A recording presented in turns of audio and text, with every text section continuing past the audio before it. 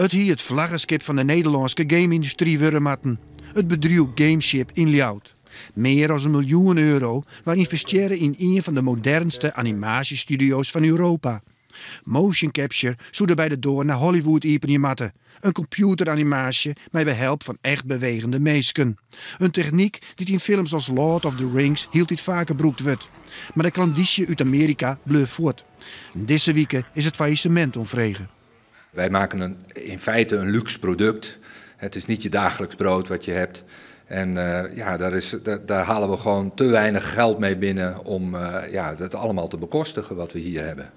Een van de initiatiefnemers van Gameship is de NHL in Ljout. Als leerbedrijf is Gameship een noodzakelijke aanvulling in de studiemogelijkheden van de HBO-opleiding.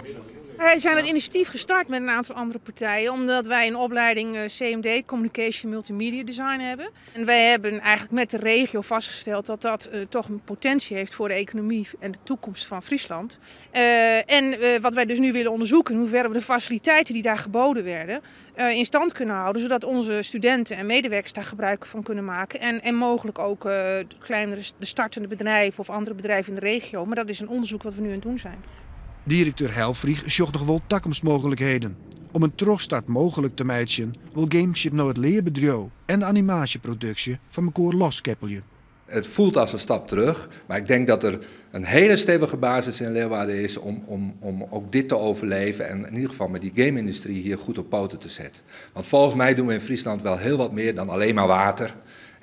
We kunnen ook prachtige technische dingen hier maken. En dat gebeurde in dit pand. En wat mij betreft blijft dat zo.